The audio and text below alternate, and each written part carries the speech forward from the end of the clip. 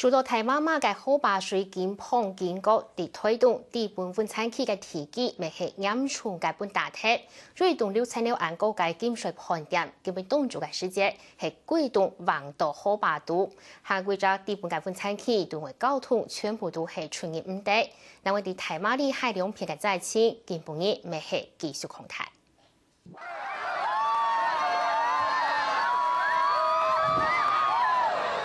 以上有棟6600嘅飯店就按用大肚地本海圖，有地本提起，因為台二造新好把狀態水，有前一日辦雜就一見到天風順嘅本餐飯店，地基本好把水溜控，地聽嚟降權30度，做造新飯店挑選嘅一派店嘅下係本水沖走，為到凍住嘅絲，有棟肥片嘅材料就到大家嘅面前，橫熱地本海圖，很好望人上望。房子要傾斜的，慢慢傾斜，慢慢這樣看那個，看它倒下來的時候像爆破一樣，整個水跟爆破一樣，整個太都很跟爆花一樣了，火山爆花一樣。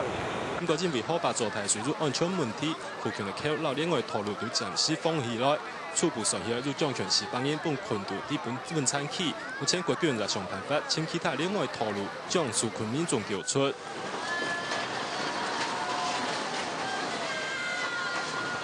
前日因為台馬里海地方變態，對外交通就從古島嘅金鳳鄉嘉崙村，也傳出其建物嘅泵水沖走嘅災情，有關單位也全力了解，向訴求失蹤嘅因效。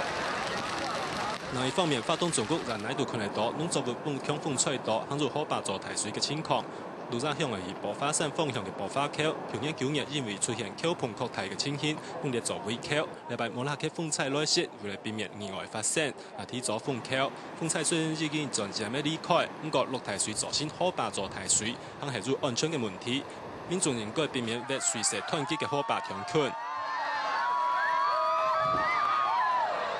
下個新聞村準推動報道。